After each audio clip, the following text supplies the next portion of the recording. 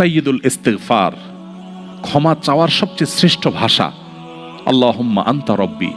কত মধুময়, কত অর্থবহ, কত ঈমান জাগানিয়া, কত আপনার ঈমানি স্বাদ জাগ্রত করার মতো একটা দোয়া। আল্লাহুম্মা আনতা রব্বি, আল্লাহ আপনি আমার রব, আপনি আমার পালনকর্তা। আল্লাহুম্মা আনতা রব্বি লা ইলাহা ইল্লা আনতা, আপনি ছাড়া সত্যিকারের কোনো মাবুদ নেই।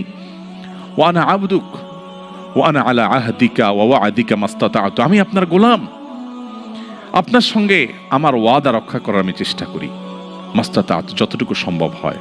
আউযু বিকা মিন শাররি মা সানাত, আল্লাহ যে অপকর্ম আমি করে ফেলেছি, যে গুনাহ আমি করে ফেলেছি, এই গুনাহের যে ক্ষতি, এটা থেকে আমি আপনার কাছে পানা চাই, আমাকে যেন জাহান্নাম গ্রাস না করে, এই গুনাহের ফলে দুনিয়া যেন আমার ক্ষতি না করে।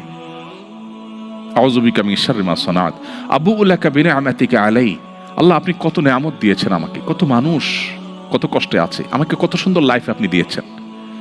ওয়া আবুউ লাকা বিযামবি, এত ভালো লাইফ দেওয়ার পরও আমি আপনার নাফরমানি করেছি, সেটাও আমি স্বীকার করি।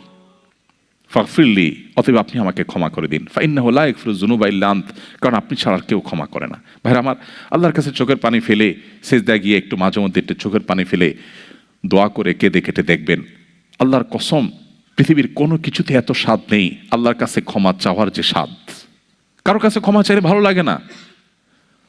আল্লাহর অলৌকিকত্ব যে তার কাছে ক্ষমা চাইলেও আপনার অন্তর দেখবেন, একটু চোখের পানি ফেলে যদি 2 মিনিট দোয়া করার সুযোগ পান, যখন উমরা যান, রমজানে যখন দোয়ার সুযোগ হয়, অথবা সারা বছর যেটা হওয়া উচিত, এই দোয়ার পর যে ফিলিংসটা হয় সেটা খুবই তৃপ্তিদায়ক। একটু চোখের পানি ফেলার পর, একটু দোয়া করার পর অসম্ভব ভালো লাগা কাজ করে, যেটা পৃথিবীতে অন্য কোথাও হয় না। কারোর ভয়ে কাঁদলে আপনার ভালো লাগবে না, বাট আল্লাহর ভয়ে কাঁদার পর আপনার ভালো লাগা কাজ করবে।